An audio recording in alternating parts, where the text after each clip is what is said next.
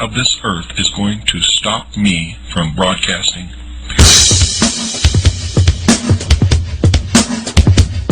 I will begin making tapes, and I will make them in the hundreds and distribute them all over this country. And the people who receive those tapes will make tens and hundreds of copies and distribute them also, and we will have an underground radio.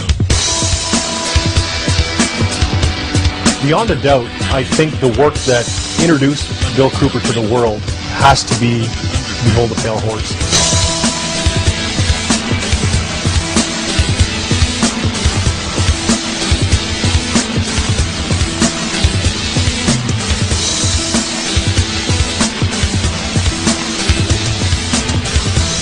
And Bill told them point blank, do not come up here, you're not welcome, I'm not talking to you, and you go back and tell your bosses that there's not going to be another Waco or Ruby Ridge in this country.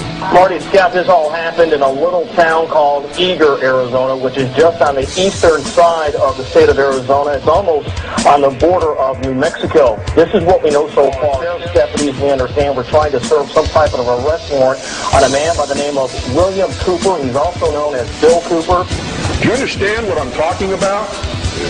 What is our common bond truly? Freedom!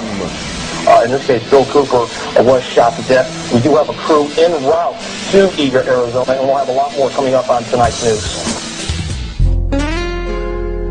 Most people are no better than animals who do not have intelligence because they don't use their intelligence.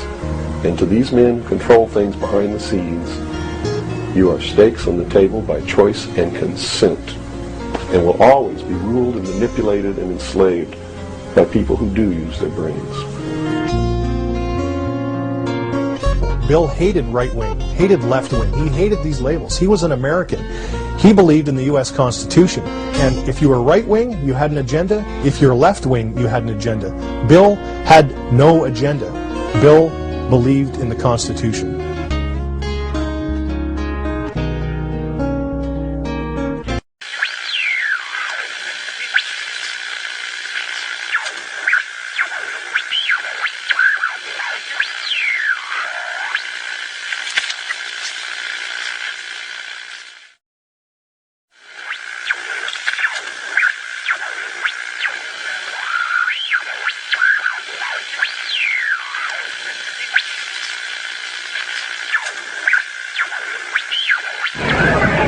What I'm going to talk to you about today comes from my heart, from my experience in life, from playing this role as messenger, which I take very seriously, from my efforts to wake up the American people, from my family, from all the letters that I get, the people that I talk to, just like I've talked to many of you here today.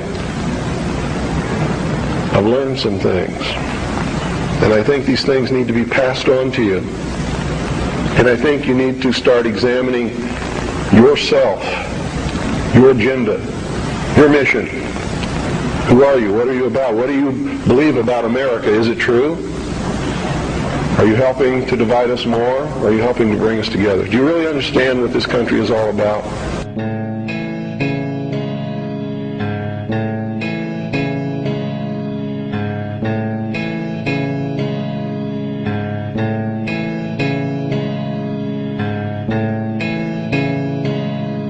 If you listened to shortwave radio throughout the 1990s, you were bound to invariably come across the sound of a captivating voice in the wilderness.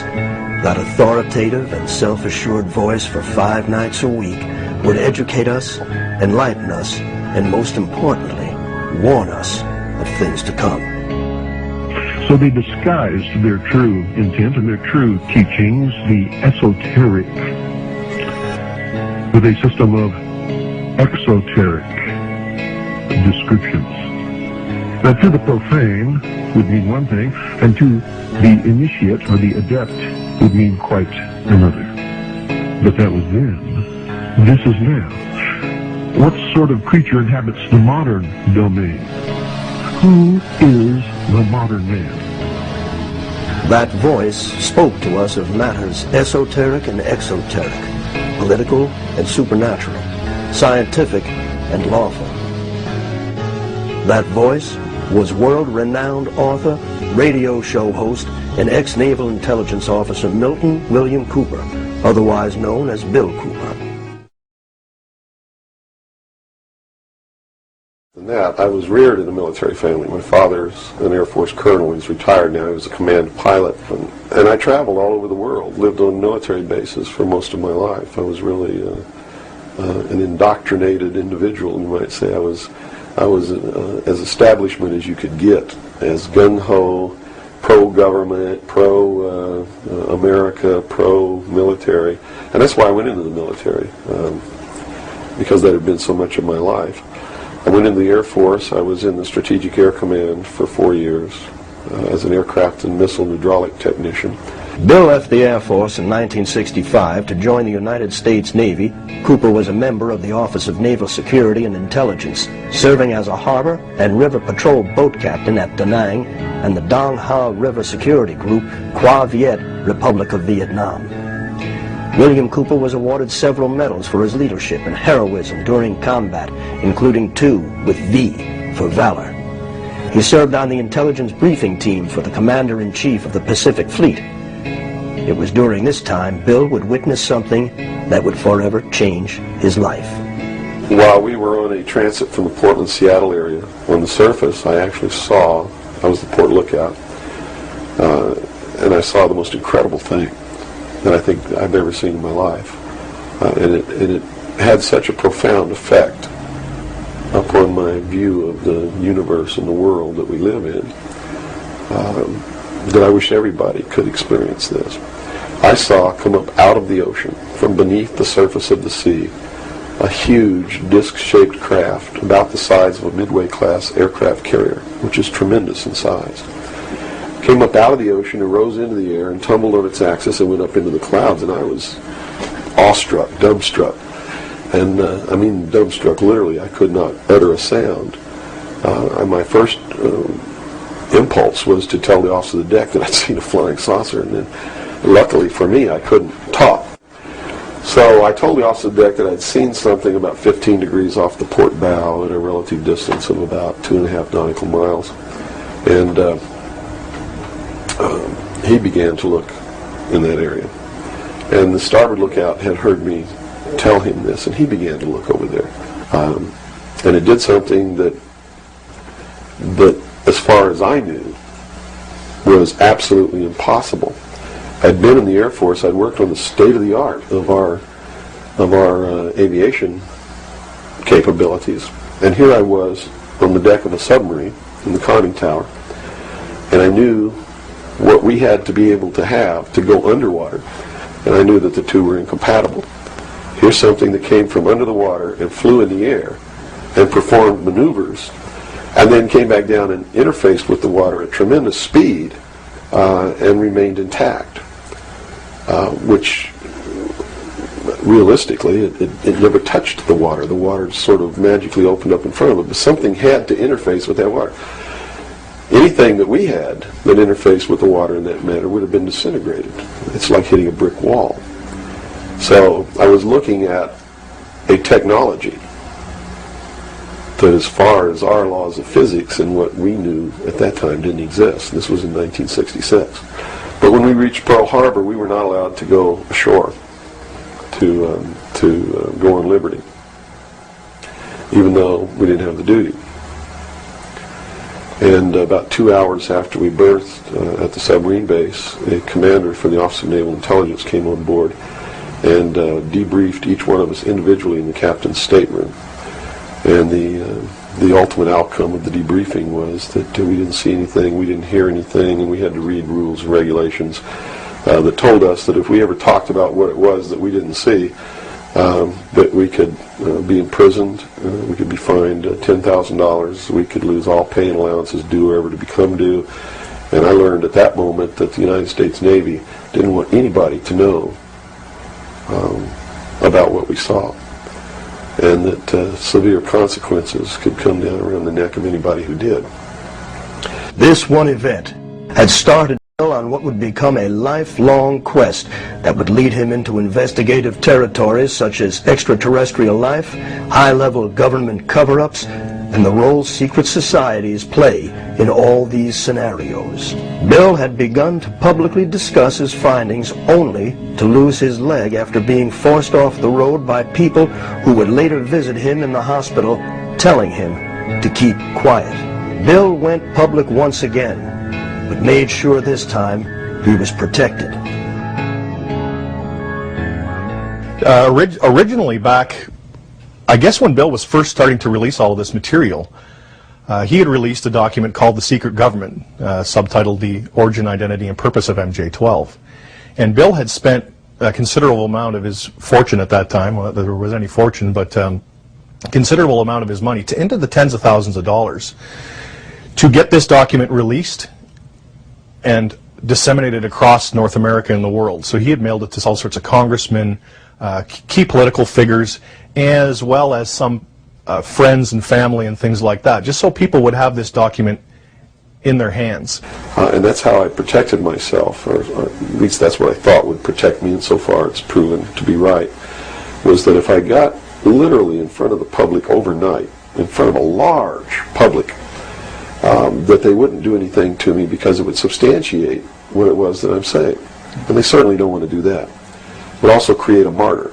And martyrs create tremendously dangerous political movements that they don't want that either. So literally within a 24-hour period, I spent $27,000 mailing a thick packet of information all over the world to people I never heard of, didn't know. We went down and got some mailing lists and just mailed the stuff all over the world. And I've been in front of the public ever since. So I think basically those are the reasons. They don't believe that the public's really going to listen to me, and so far that's been true. There is a small group of people all over the world who are awakening, who are beginning to understand that they've been living their life in fantasy land, and who are actively seeking the truth. But by and large, when the secret power structure says, as I've put in the first chapter of my book, right out of one of their own technical manuals, that a nation or world of people who do not use their intelligence are no better than animals who do not have intelligence, and thus are stakes on the table by choice and consent, they're absolutely right about the majority of people. Bill was fighting for his life back in those days, and he needed some way to get the information out to a large number of people. And keep in mind, this was in the days long before the internet, so there was no real practical, very easy way for people to do this kind of disseminating their information or documents that they had. It was very difficult back in those days, and the only way would have been through probably the printed word would have been the easiest way. So that's what Bill had done. He had made many copies of this secret government. The secret government was an amalgamation of Bill's continued research into UFO phenomena and was first introduced at the MUFON Symposium on July 2nd, 1989 in Las Vegas, Nevada. The document highlighted his research into the UFO crash in the late 40s in Roswell, New Mexico, and documents that alluded to President Truman's knowledge of extraterrestrial life and his administration's efforts to keep it quiet. Cooper had seen these documents while serving in naval intelligence. But eventually, when they began to have confidence in me, I began to see things coming across my desk that were just absolutely incredible. And a lot of it is really hard to talk about because it's so far outside the normal concept of reality for the average American that they're going to find a hard time believing any of it. But I saw documents that were labeled under the classification top secret, and the compartmentalized the compartment that was put into was called MAGIC, M-A-J-I-C, which told me that UFOs are real, which I already knew. I'd seen one. Right. But this went farther than that. It told me that they were extraterrestrial in origin, that there were 4 different extraterrestrial species or races visiting this Earth, and that they had actually entered into an agreement with the United States government with one of these species of alien beings to exchange technology, and it told me all the projects that that was underneath this. Project Red Light was actually the testing of extraterrestrial craft. Project Plato was a diplomatic project. Pounce was the recovery of technology. Pluto was the application of that technology to our own secret space program, not the public space program. There are two different space programs. One is what the public gets to see, which is overseen by NASA, and the other one is a secret space program that nobody gets to see, which is really overseen by the Navy Department under specialized, compartmentalized black projects. I also saw documents under an operation called Operation Majority, which outlined the plans to bring together a one-world government, and also included extraterrestrial information within that. Project Grudge, which was the second project. First was Sign, and then Project Grudge, which contained all of the extraterrestrial information up to a certain point. I forget the year cutoff. And then it was contained after that in another project called Project Aquarius, which was the accumulation of the whole history of alien interaction on planet Earth. But I have to say at this point that I don't know if those documents were really telling the truth or not. They could have been showing me these things so that eventually I would go out and talk about this. And maybe that'll become clear to you later why they may have done that. It could be real. So.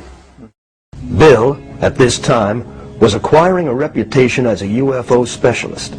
Unlike others in the movement at that time, Bill's credibility was unique because of his experience in naval intelligence. In the late 1990s, however, Bill reconsidered much of what he was saying, as his research led him to believe the technology he and others were witnessing may have been the creation of our own government, created and tested in areas such as the infamous Groom Lake, Area 51 in Nevada, where Bill filmed his documentary, Project Red Light.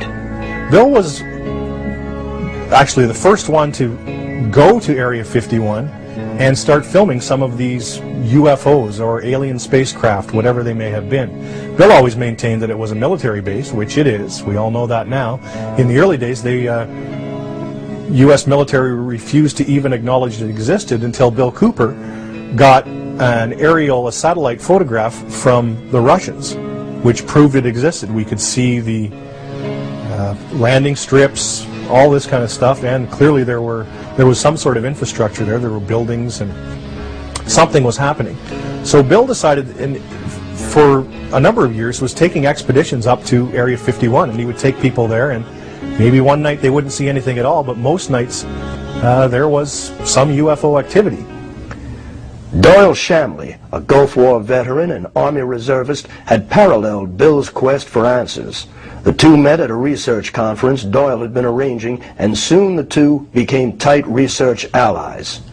Doyle would eventually leave the reserve and join Bill in Arizona to conduct full-time research up until Bill's death.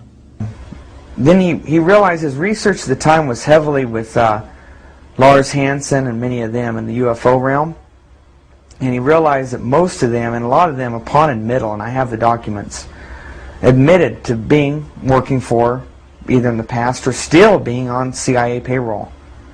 And he exposed them heavily, speaking engagements, and accused them of falsifying facts, as they called them, to steer people away from an eventual finding out of all the facts, and send them down all these wild goose chases. Now, in all the history of the world, folks, if we were really being visited by extraterrestrial life, don't you think we would have found one by now? Don't you think so? And how come the government always gets there first? It's podunk time. It's in the middle of nowhere. There's a farmer milking his cow, a flying saucer crashes, and the government gets there before he can get from his cow to the crash site.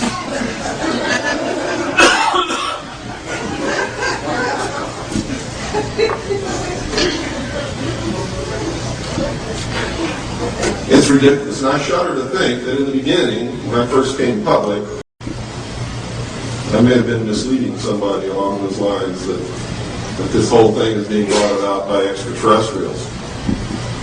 I think some of us were really used in the service of our country, and I'm very angry about that. He then realized that the scope of it was not going to be handled by just searching the paranormal. We had to get more into our worldly realm, right here, right now, the politics, the economics. And that's when he shifted more towards government-type studies. In the history of the world, there had never been a people who were truly free or who truly ruled themselves until the United States of America was created as a republic by which we rule ourselves through elected representatives whom we sent to the State House, either in the States or to Congress, to do it. They also gave us every tool by which we would destroy ourselves if we weren't capable of doing it.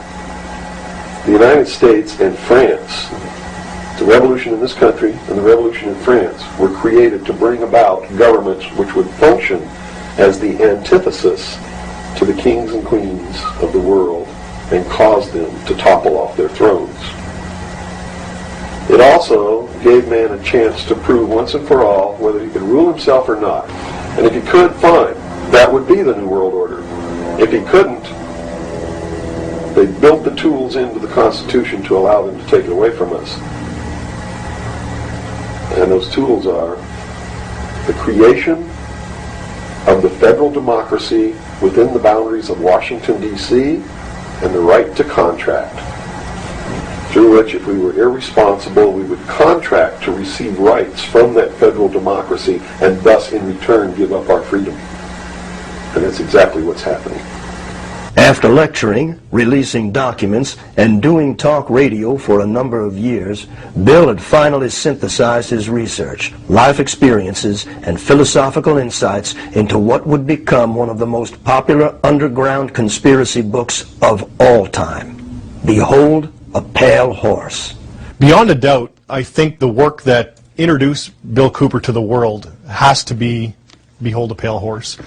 Now, Bill had released a lot of other documents and things, but up until 1991, when the book was published, self-funded, by the way, the book starts out with Bill describing himself, who Bill Cooper is. He was reared in an Air Force family, goes through his early childhood years up to when he came back from Vietnam, and then where he got all of this information that he was putting into his book and why he felt compelled that he had to release this information. This title is from the book of Revelations, because I have to tell you this, and you may think I'm nuts if you want to, but this is the truth. Either these men are following the book of Revelation, the book of Revelation as it is in the Bible. Mm-hmm. They're either following it, just like a plan, and bringing the prophecies in there to pass to manipulate and control those who believe in those prophecies and neutralize them, so to speak. In other words, if this is written in the Bible and God has ordained it, who am I to resist? It must come to pass, so I'm not going to try to stop it. Okay. What a perfect way to neutralize the opposition right off the bat. Or there really is a God, and what he said was going to come to pass is coming to pass. And I named this, Behold a Pale Horse, from chapter 13 of the book of Revelations. The fourth horseman of the apocalypse is the pale horse.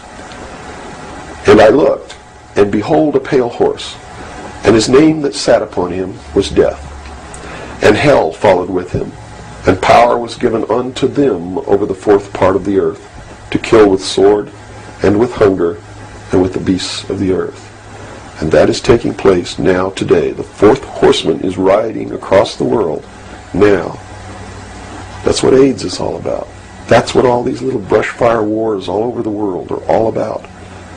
That's what's happening. That's why cancer cures are suppressed. So it's not hidden at all. It's there for anybody who wants to look. And I get people who still come to me all the time and say, Bill, you're all wrong. It's the Jews. The Jews are subverting the world. Man, it's not the Jews. It's not the Catholics. It's not the blacks. It's these men who belong to the ancient mystery schools, who meet in secret and decide the fate of the world. And they belong to all different races and all different nationalities and all different religions to the public point of view. But in secret, it's a different story.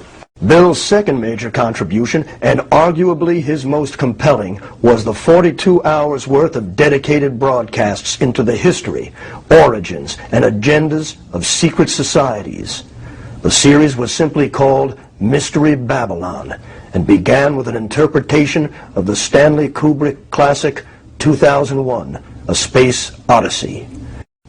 To simplify, I guess we could say that Bill took us on a journey through the language, religion, and symbology of the elite, the power structure. What do these people believe? He started out with something modern and then took us way back into the ancient texts of the mystery schools, ancient Egypt, some of the beliefs and mythology of ancient Egypt, tons and tons of Masonic works and other mystery texts.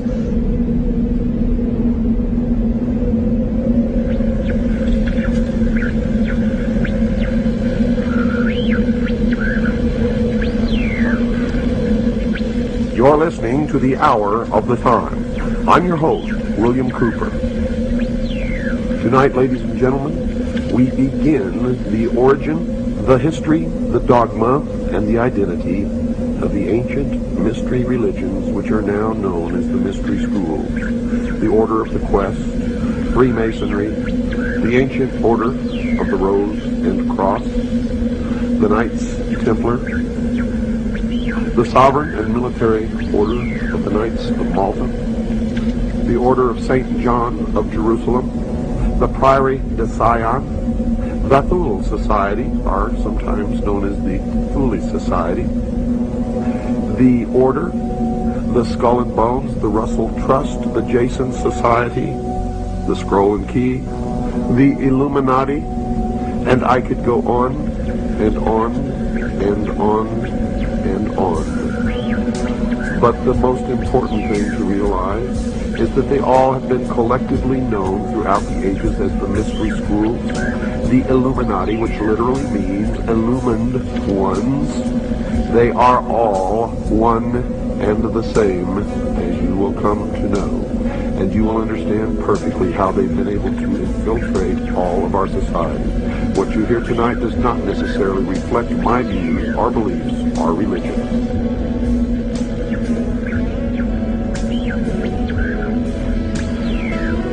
They have ruled from the shadows, you see.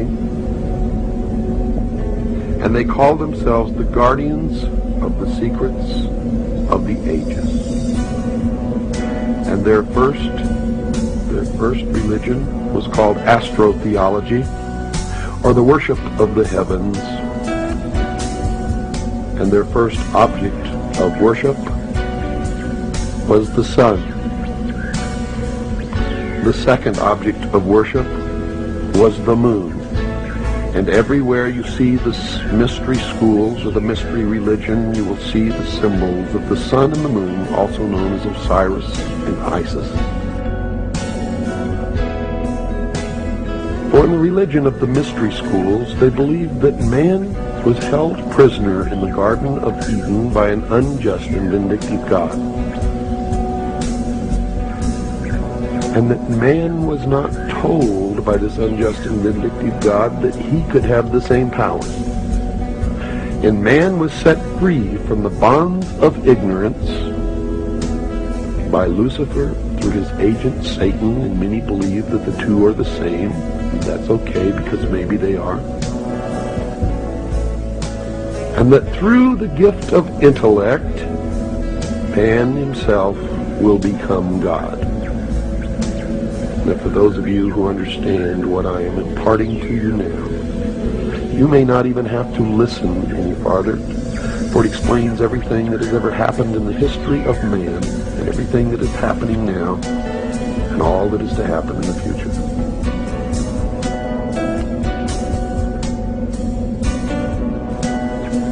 They believe that the tree-dwelling ancestors of man were among the most intelligent beings of their distant age. And when these creatures finally abandoned the trees and walked fully upright, freeing their hands to serve as implements of their minds as well as their bodies, there began the most successful evolutionary drive toward higher intelligence ever witnessed in nature.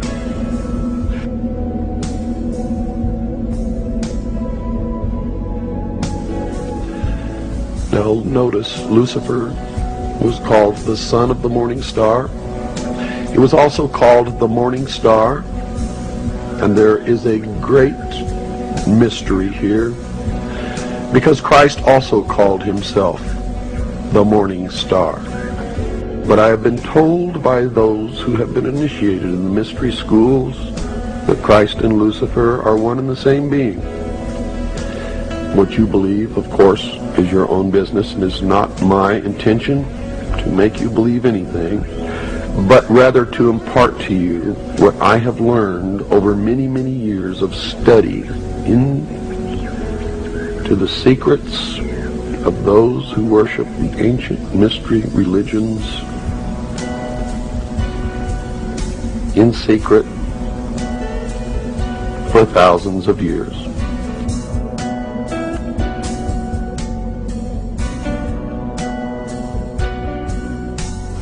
I do not advise you what you should believe or not believe. But I do advise you that we all need to learn as much as we can about everything that we can, because one thing I have learned in my life is that most of what we have ever been taught has been a lie. And that whoever these people are, who are the priests, the adepts, the initiates, and the mystery schools, they are in control, and they are shaping the future, and that future will affect all of us, so we had better learn as much about them as we can. One of the brilliant things about Bill was that he was able to fluidly switch between when he was reading to when he was commenting, so that sometimes it was imperceivable. He had such a fantastic grasp of the English language that he could speak to you almost the same way that these ancient texts did. We have to be very careful about how we interpret what we read, especially the Bible. And I'll tell you why.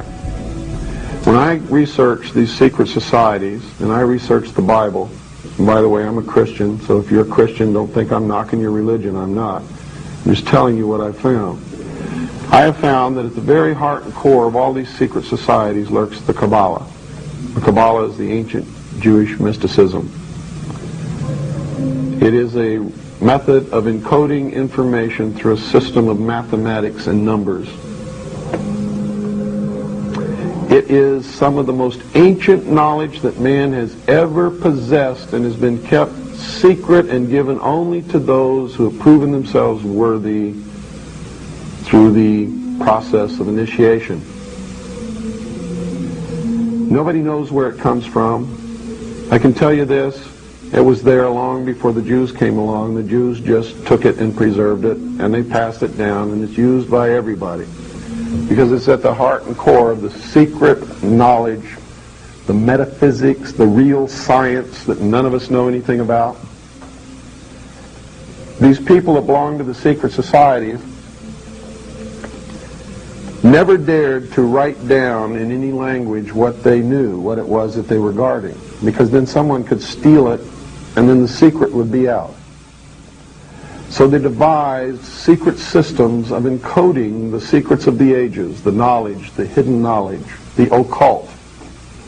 Now, occult doesn't mean evil. It doesn't mean the devil. It doesn't mean Satan. Occult means hidden. It means hidden. That's all it means. So they took this knowledge and they made it occult through a system of encoding, encryption, one of which is mathematics, numbers. Another is architecture. Everybody wonder, why do they have a fraternal organization called the Freemasons? Aren't those the guys that build walls? You bet they do.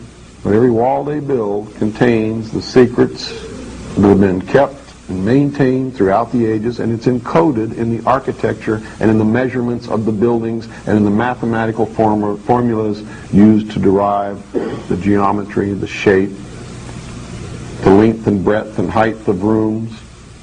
It's all encoded there.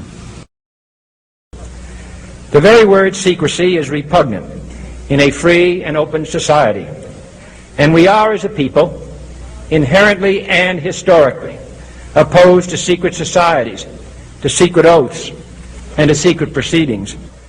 For we are opposed around the world by a monolithic and ruthless conspiracy that relies primarily on covert means for expanding its sphere of influence, on infiltration instead of invasion, on subversion instead of elections, on intimidation instead of free choice, on guerrillas by night instead of armies by day. It is a system which has conscripted vast human and material resources into the building of a tightly knit, highly efficient machine that combines military, diplomatic, intelligence, economic, scientific, and political operations. Its preparations are concealed, not published. Its mistakes are buried, not headlined. Its dissenters are silenced, not praised. No expenditure is questioned, no rumor is printed, no secret is revealed. And so they ordered his execution. It was actually ordered by the Policy Committee of the Bilderberg Group in The Hague in Geneva, Switzerland, and was carried out by agents of the secret government in Dallas. The man who actually administered the coup de grace was the driver of the car, William Greer. We have a film in beautiful living color that you can actually see with your own eyes William Greer turn with an assassination pistol in his left hand and shoot the president point blank in the head over his right shoulder. It's incredible that this has been hidden from the public for all these years, but the same film has been shown on television for all these years, but they've always zoomed right in on Kennedy and cut the driver out, so you can never see it. It's the Zapruder film. It was never shown to the Warren Commission. They never saw it.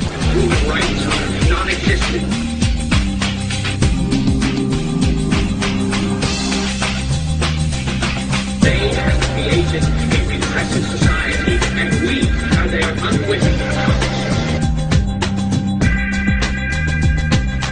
More and more people are becoming poor.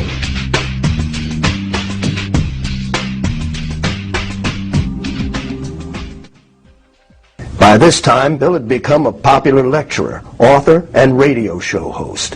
His shortwave radio program, The Hour of the Time, could be heard 5 nights a week throughout the world. It was an event. It was always exciting, waiting for the hour of the time to come on, turning on your shortwave and hoping that that night that the propagation was good across the airwaves, because of course shortwave is extremely susceptible to weather conditions, and when weather conditions are favorable, you're heard around the world, but when they're not, you're not heard anywhere. So it was always, there was an anticipation for the hour of the time coming on. I love the intro music. I waited to hear that siren starting and the dogs begin to bark, because you knew that there was something exciting happening and Bill Cooper was on the air once again.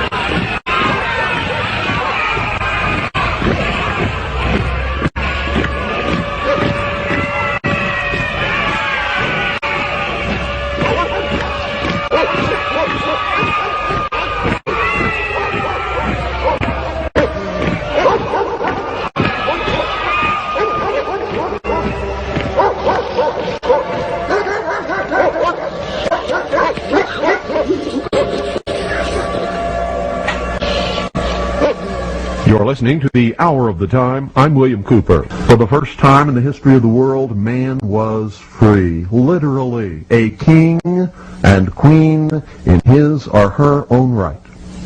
Over the years, that promise has extended to many other peoples. That promise eliminated slavery. That promise has caused poor, unhappy people living under tyranny all over the world to set their eyes on the shores of this country, with only one thought in their mind: to get here however they had to get here, and even if they had to die in the process, in order that they could also be free. And so why, ladies and gentlemen, are we so eager to give it away for some imaginary new world order under a United Nations charter that it will do away with war forever? If you believe that, if you really believe that and you fall for that deception, you'll be so sorry for the rest of your lives. He had such a way with radio. It really took you back to, I think, the pre-TV days when people used to sit around the radio and listen to it. That's what would happen in my living room. Friends would come over and we'd listen to Bill Cooper, and there was a certain nostalgia to it, but the fact that he was dealing with all of these current events and things that were happening right before our eyes added more drama to the whole situation. And it was just a wonderful experience every night sitting down and listening to Bill. Every time any church gets control of government, the people suffer. It has always happened. That's why our founding fathers established a country where that was not supposed to happen, where everybody was free to worship at the altar of their choice. And if you think they were all of one mind, you better think again. How many religions of the Protestant group do you think existed in this country when our founding fathers put together the Constitution? Over 1,500 different groups, all claiming they were right, teaching a different dogma, quoting scripture to justify what they said, and everybody else was going to hell. So don't give me this Christian nation bullshit, because that's what it is. This nation reflected Christian values because the people who made up the government in the early days were Christian, but none of them agreed with each other, and they still don't today. Bill married, had children, and continued his life as a messenger by creating a large global civilian intelligence gathering organization called CAGI. CAGI stands for the Citizens Agency for Joint Intelligence, and it was Bill's research gathering arm of his whole operation. His principal idea behind CAGI was to get a whole group of like-minded researchers and individuals, patriots in the U.S. and throughout the world, really. At one point, the Citizens Agency for Joint Intelligence was the largest civilian intelligence gathering organization in the world. And the one thing about CAGI was that it wasn't a secretive society like the FBI or CIA would be. It was an intelligence gathering organization with the idea of putting this gathered intelligence out to the rest of the world. During the late 90s, Bill's outspoken disposition would find him harassed by government agents who kept watch on him in Arizona and tried desperately to keep him quiet by accusing him of federal violations, including tax evasion and bank fraud, that to this day have yet to be validated. Essentially, by July 98, I was moved here with Bill to conduct full-time research into the mystery schools and secret societies and the government protocols in general. I was in the next town over running some business errands and came back, and he came rushing out to meet me, and he said the federal marshals were just here. I said, what? He said, yeah, they came up and they said they were going to serve me with charges. Well, he countered him with the jurisdictional issue, which he is probably the expert on, or was the expert on, and is on the website. Because then they, as in federal government, started pulling goofy stuff. Agent Fillerup was an FBI agent out of Pine Top Lakeside. Agent Fillerup showed up one day, this is just a couple weeks after the federal marshal initial visit. We were out in the backyard barbecuing, which we often did. He got out of his Bronco and said, oh, I just want to talk like old friends. And basically we told him we knew he was full of shit. And well, let me just hand you this envelope. He's waving it. No. And we were still barbecuing away, and he was still out the side of his vehicle there, and he goes, well, I'm going to come on up. And Bill told him point blank, do not come up here. You're not welcome. I'm not talking to you. And you go back and tell your bosses that there's not going to be another Waco or Ruby Ridge in this country. And this time you guys, and this is his own words, you stepped on your dick. And he got back in and back down the hill. So he only had about a year. Basically had a timeline to bring Bill in on these trumped up tax evasion charges and bank fraud. We did have a meeting with Congressman and his staff. He brought his entire staff up to one of our backyard little barbecue things, and we knew they were coming up, but we had to cook anyway. And they sat and talked to us for quite a while, but they weren't willing to help.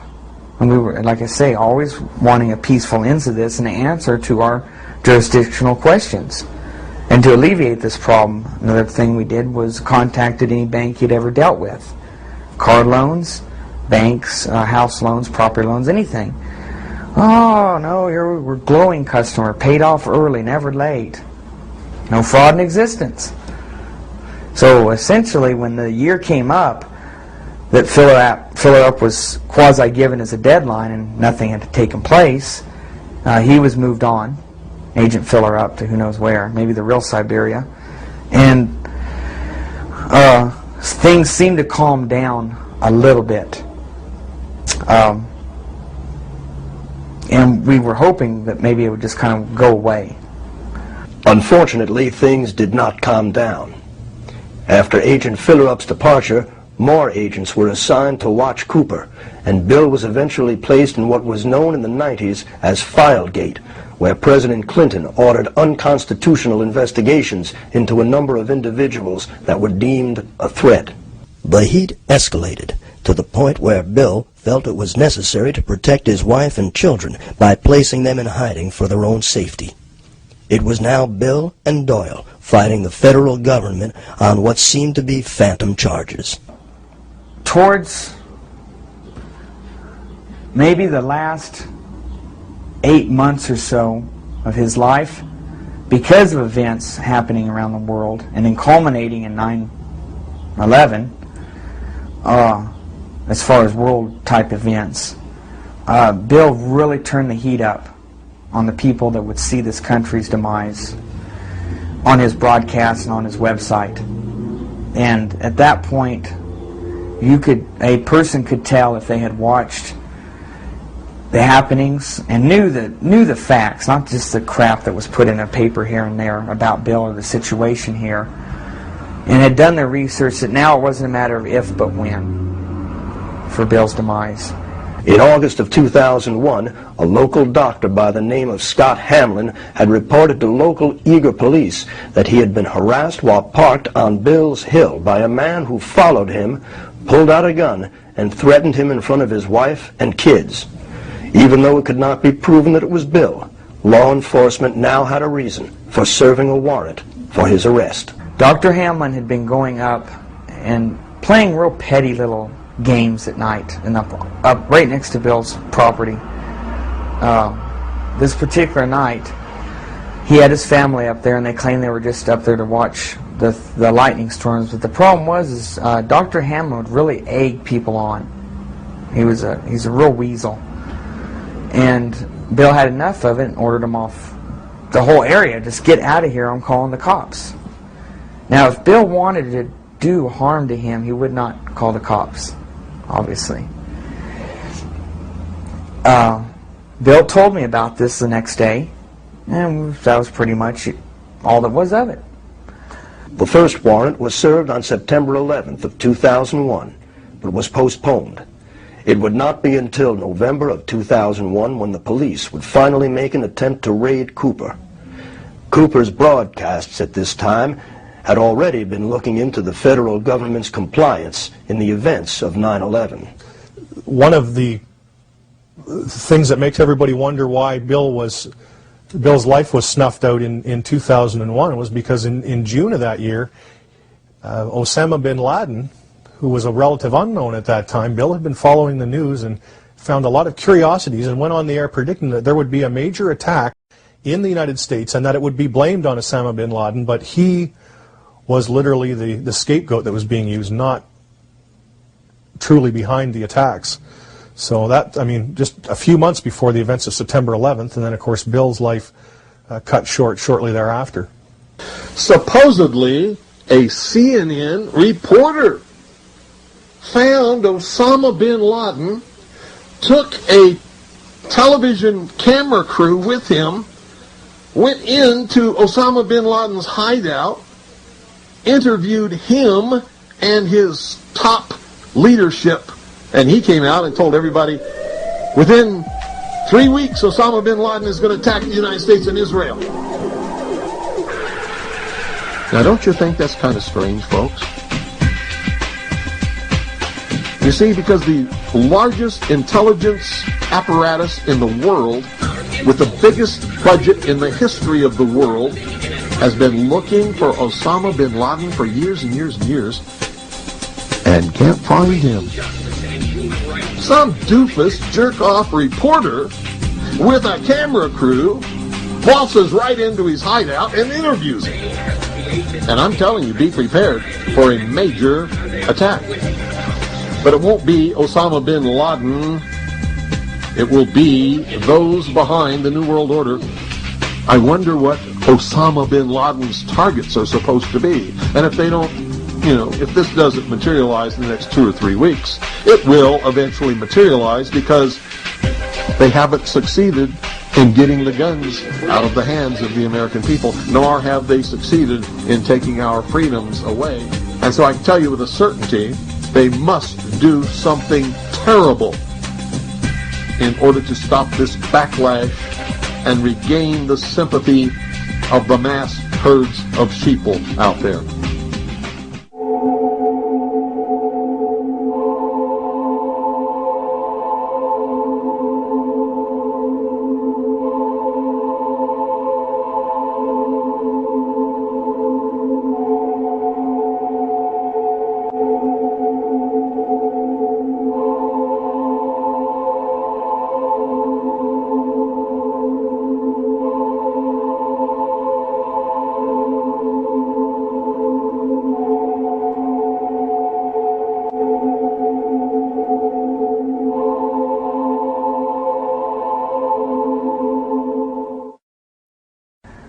Bill heard the commotion out here, just the ruckus, because the noise that comes up the road being so rough and stuff. He assumed, I guess, that it was typical high school partiers because they leave their trash and stuff out, and the local property owners all around us had come to us and asked us to run them off because they were destroying gates and fences. He came out, got in his truck. His truck was always parked right out in front of the house there, right past the driveway. He would park just in front of the lawn, always normally face that direction. And he whipped around the cul-de-sac, I would have to assume, because that's what always took place. And he then proceeded down this cul-de-sac here, which is Clearview Circle Drive. He's 96 Clearview Circle Drive. That's on the county register. He came down here, and then at that point, he came down to go to this other end of the street, which is right down there. You can see the sign and the gate. Okay, that's where they parked, and that was real common for the high school children and people making noise and throwing trash around and stuff to do. They would park down there. That particular owner owns the rest of the 40 acres down there, and he was particularly perturbed because they would vandalize his fences and cattle troughs.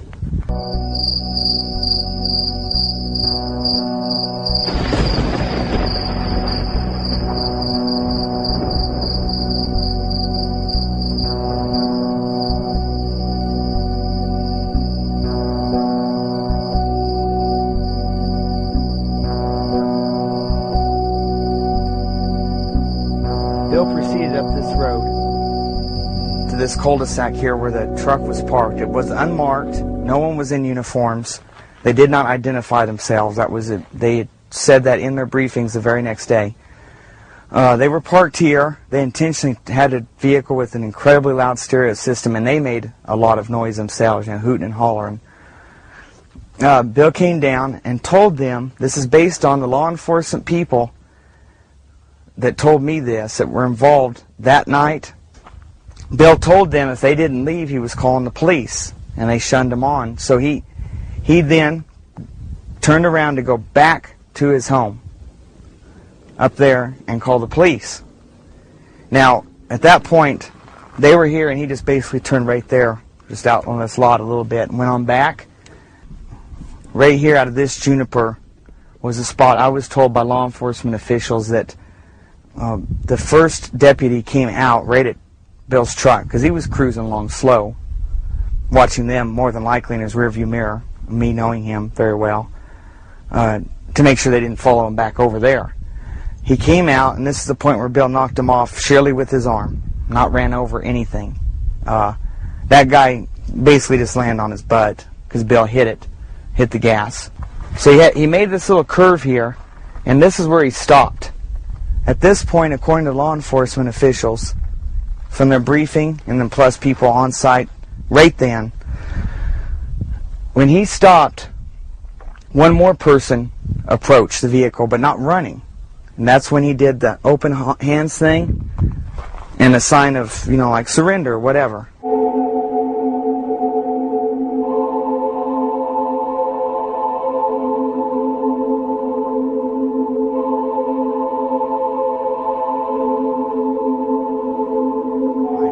Here's where he hit up on the bank, just trying to avoid the vehicle that then came shooting up here, full bore, full speed, came ripping up the hill.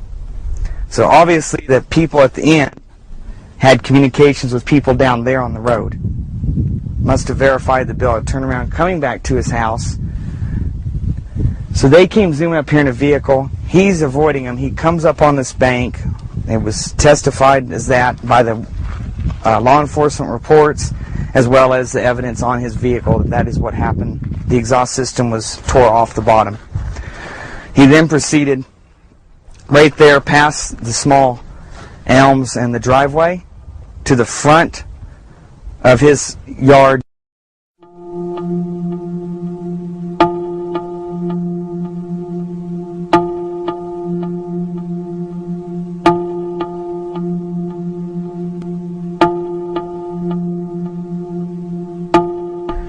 I was told by the law enforcement officials that were on site and ones that had to come up afterwards and get a briefing so they knew what went on roughly, because public was obviously going to be coming to try to come up here, and news crews and all whatnot. They had put out that Bill is not to be let back in that house alive. It was premeditated. It was put out, Bill will not be allowed back in alive.